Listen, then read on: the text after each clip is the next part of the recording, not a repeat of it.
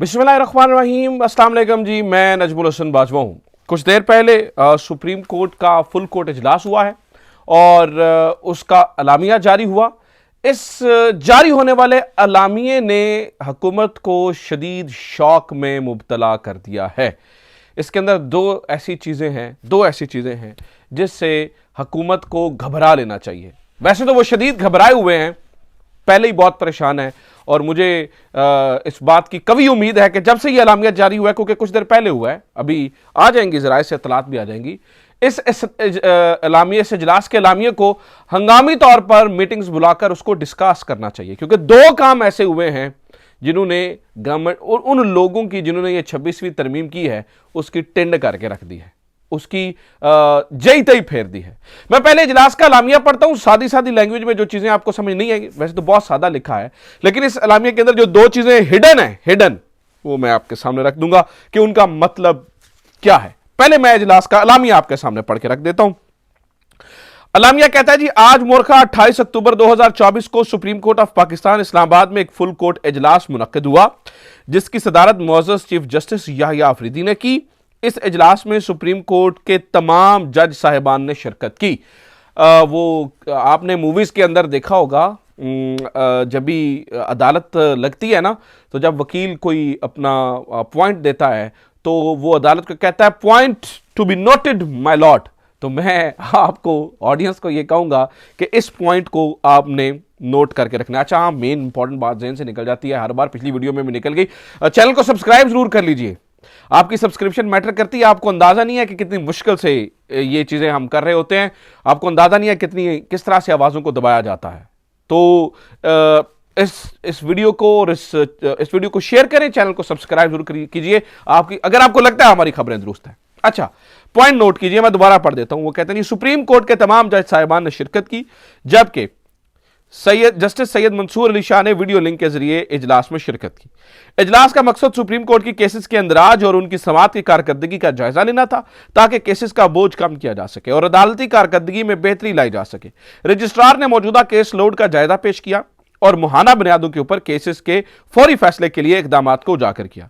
उन्होंने अपडेट करदा अदादो शुमार पेश किए, जिनके मुताबिक 59,191 केसेस ज़ेर इल्तवा हैं। मजीद ये कि आप दोबारा सुनिए, ये दूसरी दफा जस्टिस मंसूर अली शाह का नाम आ रहा है, इसको भी दोबारा सुन लीजिएगा।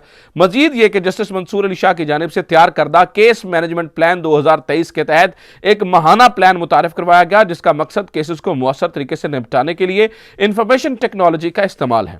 केस मैनेजमेंट प्लान का जायजा लेते हुए मुअज़्ज़ज़ जज साहिबान ने प्लान के अहदाफ के हसूल के लिए मुख्तलिफ हिकमत अमलियाँ ज़ेर बहस लाई। क्रिमिनल और सिविल केसेस को महाना मनसूबाबंदी के तहत मखसूस 2 और 3 रुकनी बेंचों की सौंपने की तजवीज़ दी गई, ताकि तेज़ तरीन फैसले किए जा सकें। और मुअज़्ज़ज़ जज साहिबान ने सिस्टम में मजीद बेहतरी के लिए कीमती तजावीज़ और सिफारिशात फराहम की और केस के बोझ को कम करने के अज़्म का इजहार किया। आखिरी पैराग्राफ सुने, फिर मैं आपको बताता हूँ कि इस अलामिये के बाद हुकूमत क्यों शौक में है।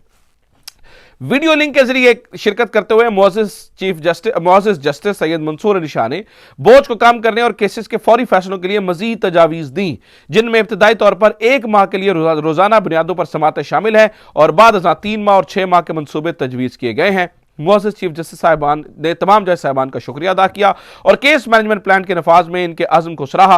प्लान के तहत पेशरफ्त का जायजा अगले फुल कोर्ट इजलास में लिया जाएगा, जो 2 दिसंबर 2024 को शेड्यूल किया गया है। पहली बात तो यह है कि ये जो आज एक फुल कोर्ट हुआ है, उसमें बहुत सारी बातें मीडिया पर नहीं आई और ना ही इस प्रेस रिलीज के अंदर हैं। वो क्या है वो जरा बाद में डिस्कस करते हैं, पहले जरा सिर्फ इस अलामिया को डिस्कस करते हैं। पहली बात यह है कि इसमें बताया गया जी, ये पहला फुल कोर्ट नहीं है, अगला फुल कोर्ट आ रहा है जो कि 2 दिसंबर को होगा। ठीक है, जो 2 बातें परेशान कुन हैं वो मेरे लिए ये हैं, जो गवर्नमेंट के लिए भी हैं, कि इसमें एक सतर लिखी हुई है पहले पैराग्राफ के अंदर, जिसे मैंने कहा था कि आपने इसे नोट करना है, कि इस इजलास में सुप्रीम कोर्ट के तमाम जज साहिबान ने शिरकत की। अब जब हमने चेक करवाया कि तमाम जज साहिबान से मुराद क्या है, क्या तमाम जज साहिबान ने शिरकत की, तो पता चला 2 जज, काजी ग्रुप के 2 जज इस फुल कोर्ट से बाहर थे और उन 2 जजों में जस्टिस तारिक मसूद साहब और जनाब मोहतरम मियां आलम मजहर खेल साहब। तारिक मसूद और दोनों एडहॉक जजेस को इस फुल कोर्ट के अंदर नहीं बुलाया गया, उनको इस फुल कोर्ट के अंदर शिरकत के लिए नहीं बुलाया गया। और नाज़रीन किराम, उनको बाहर निकाल कर काजी ग्रुप ने, जैसे जिन्हें काजी ने इंडोर्स करवा कर पता नहीं कैसे लेकर आए थे, ये बताया है नंबर 1 आप सुप्रीम कोर्ट का हिस्सा नहीं, यानी आप तमाम जजेस का हिस्सा नहीं है, आप एडिशनल काम के लिए जैसे कॉन्ट्रैक्ट पे बंदे रखे होते हैं काम करने के लिए, बाकी आपका इंतजामी मामलात से कोई लेना देना नहीं है। यानी साइडलाइन कर दिया गया इन एडहॉक जजेस को। इसका मतलब क्या है आप पूछेंगे तो फिर यानी कि फिर भी गवर्नमेंट के लिए इतनी परेशान कुन बात कौन सी है? ठीक है, अगर एडहॉक जज साइड पे हो गए तो फिर जनाब वाला परेशान कुन बात है, क्योंकि सुप्रीम कोर्ट के जजेस की तादाद है 17। सुप्रीम कोर्ट के जजेस की तादाद है 17, 2 एडहॉक को मिलाएं तो बन जाते हैं 19। इन 19 में अगर हम काजी ग्रुप को देखें तो पता चलता है कि जस्टिस तारिक, जस्टिस मजहर आलम मियां खेल, जस्टिस अमीनुद्दीन खान, जस्टिस जमाल मंदूखेल, ये 4 तो खैर जजेस एक साइड पे हमें नजर आते हैं। फिर जो पेशावर हाई कोर्ट वाली जज हैं मोहतरमा मुसरत हिलाली साहिबा 5, और कौन सा जज जो है वो इनकी तरफ डंडी मारता है? मेरा नहीं ख्याल को कोई और डंडी मारता है। बाकी सारे जजेस जो हैं वो बड़े, और हाँ नईम अख्तर अफगान साहब, इन्हें मैं कैसे भूल सकता हूं, नईम अख्तर अफगान साहब। तो कुल मिला के जज हो जाते हैं 6, जो कि दूसरी तरफ काजी फायज ईसा साहब ग्रुप के जज तस्वुर किए जाते हैं, और 19 जजों के अंदर 6 उधर 13 उधर रह जाते हैं। ठीक है, अब नाज़रीन किराम सुप्रीम कोर्ट ने वाज़ेह किया है कि ये 2 जज फुल कोर्ट का हिस्सा ही कोई नहीं है, यानी कि ये पिक्चर से ही आउट। तो जो नंबर गेम है सुप्रीम कोर्ट में वो अचानक तब्दील हो गई है। इसका फर्क यह पड़ेगा, मिसाल अभी अगर आगे 26वीं आईनी तरमीम अगर आती है डिस्कस होने के लिए और उसको सुना जाएगा, तो जब यह कहा जाएगा जी इसे पूरा फुल कोर्ट बैठकर सुनेगा, जब यह कहा जाएगा कि यह 26वीं आईनी तरमीम है तो उसको फुल कोर्ट बैठ के सुनेगा। उस फुल कोर्ट के अंदर हुकूमत के और काजी ग्रुप के ये 2 जज नहीं बैठेंगे। आज जस्टिस याह्या अफरीदी ने यह पैगाम दे दिया है, यानी कि फुल कोर्ट से मुराद है तमाम हाजिर सर्विस जज इस मामले को सुनेंगे, ये वाले आउट हो जाएंगे। ये एक बहुत ही टेक्निकल पॉइंट है जो शायद मुझे नहीं अंदाजा कि कितने लोगों ने इसके ऊपर गौर किया है कि यह मामला इतना सादा नहीं है। एडहॉक जजेस को आउट करके, एडहॉक जजेस को साइडलाइन करके यह पैगाम दिया गया है कि वो आर्जी तौर पे हैं, कॉन्ट्रैक्ट के ऊपर हैं, कि ना तो उनकी इंतजामी मामलात में कुछ सुनी जाएगी, और जो आईनी मामलात आ जाएंगे उस आईनी मामलात के अंदर भी एडहॉक जजेस का, तारिक साहब का और जस्टिस मजहर आलम मियां खेल का कोई लेना देना नहीं होगा। इसका मतलब नाज़रीन किराम आप समझते हैं क्या है? इसका मतलब यह है कि बिल्कुल उन्हें एक बेकार ऑर्गन होता है ना, बेकार ऑर्गन समझिए बना दिया। और मुझे लगता है कि अगर इनके अंदर थोड़ी सी इज्जत बाकी है, थोड़ा सा इनके अंदर थोड़ा सा भी अपनी थोड़ी सी भी इज्जत बाकी है, तो मुझे लगता है कि इन 2 जजों को इस्तीफा देकर घर चले जाना चाहिए, अगर इनके अंदर थोड़ी सी भी ग्रेस बाकी है। बहरहाल क्या होता है आगे मुझे नहीं पता। खैर, इस अलामिये के अंदर गवर्नमेंट के लिए एक और शॉकिंग बात भी है, माफ कीजिएगा, गवर्नमेंट के लिए एक और शॉकिंग बात भी है। मैंने जब इस सलामियों को देखा तो मैं पढ़ के हैरान हुआ। पहले पैराग्राफ में जस्टिस याह्या अफरीदी का जिक्र है, तो साथ ही जस्टिस मंसूर अली शाह साहब का भी जिक्र है। दूसरे पैराग्राफ में जस्टिस मंसूर अली शाह साहब का जिक्र है। तीसरे पैराग्राफ में भी जो है ना वो जस्टिस मंसूर अली शाह साहब का जिक्र है। यानी कि एक अलामिये के अंदर 3 बार जस्टिस मंसूर अली शाह का बार बार जिक्र किया गया है। जी, नंबर 1 वो वीडियो लिंक पर आ गए, नंबर 2 उन्होंने केस मैनेजमेंट प्लान बताया, नंबर 3 उसको डॉट, और नंबर 3 उन्होंने एडिशनल जो है वो सजेशंस भी दी और तमाम के तमाम को हिस्सा बनाया गया है अलामिये का। इसका मतलब क्या है नाज़रीन किराम? अगर मैं सादा अगर आपको मतलब समझाऊं ना, सादा मतलब, तो इसका मतलब यह है कि सुप्रीम कोर्ट के अंदर ये जो केस मैनेजमेंट सिस्टम है, ये सिस्टम मंसूर अली शाह का चलेगा।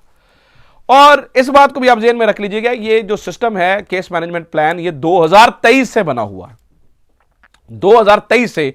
तब जस्टिस मंसूर अली शाह साहब और मेरे ख्याल से जस्टिस मुनीब ने मिलकर इस सिस्टम को बनाया था, लेकिन काजी फायज ईसा साहब ने अपने जाती बुग़्ज़ और अन्ना और इन चीज़ों की वजह से जो है वो शुरू में ही, यानी कि जब काजी फायज साहब अपॉइंट हुए थे तो उसके बाद उन्होंने ये बना के दिया था, लेकिन काजी फायज ईसा साहब ने उसको या जब काजी साहब आए थे बाद में उसको उनको पेश किया गया था, लेकिन काजी साहब ने इनको इंप्लीमेंट करने से मना कर दिया था और उन्होंने मना नहीं किया था। और मैं आपको ये बात बता दूं कि जस्टिस मंसूर अली शाह साहब ने इसमें बड़ा वक्त दिया है और उन्होंने मुख्तलिफ मुल्कों की कोर्ट्स को जाके ऑब्जर्व करके उनसे सिस्टम पूछ कर तो इस सिस्टम को बनाया है, केस मैनेजमेंट सिस्टम को बनाया है जिसमें IT का इस्तेमाल हो, जिसमें चीज़ों का इस्तेमाल हो, तो उसको क्या, यानी कि इसका मतलब यह है, मैं अगर बात को समझूं तो वो जो 2 जजेस जिनको गवर्नमेंट निकालना चाहती है और जिन्हें ये चाहती है वो इस्तीफा दें और घर चले जाएं और जिनको इन्होंने चीफ जस्टिस नहीं बनाया, इस वक्त सुप्रीम कोर्ट में सबसे ज्यादा मजबूत तरीन जजेस यही हैं, जस्टिस मंसूर अली शाह साहब और जस्टिस मुनीब अख्तर साहब।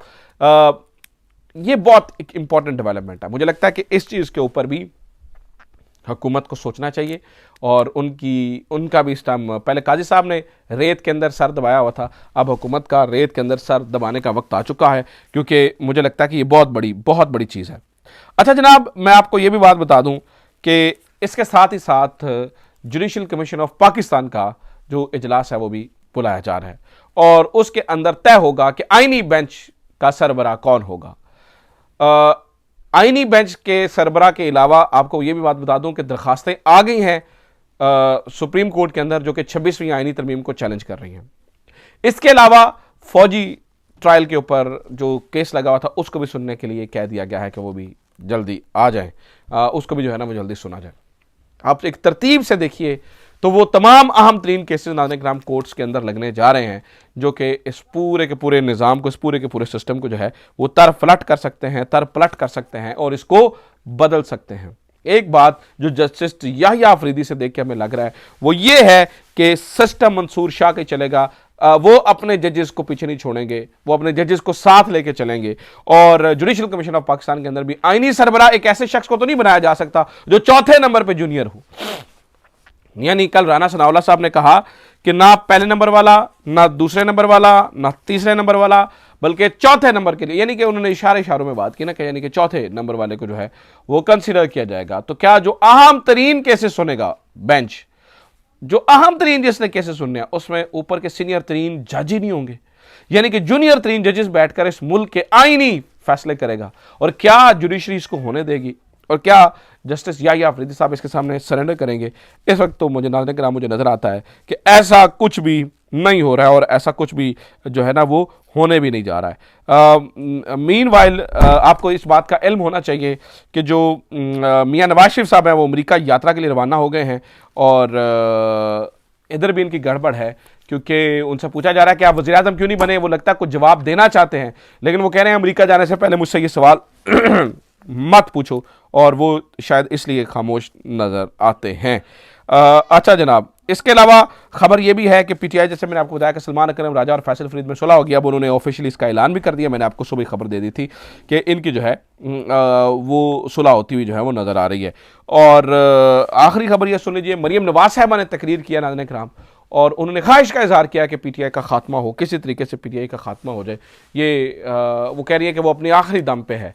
पता नहीं ये बिल्ली की तरह, वो कबूतर की तरह इन्होंने अपनी आंखें क्यों बंद की हुई हैं। इनको अंदाज, एक कबूतर उड़ गया है और एक कबूतर की तरह आंखें बंद करके बैठी हैं। देखते हैं इनके साथ क्या होता है और इनकी गवर्नमेंट का क्या नतीजा निकलता है। अपना ख्याल रखिए। खुदा हाफिज़। पाकिस्तान जिंदाबाद।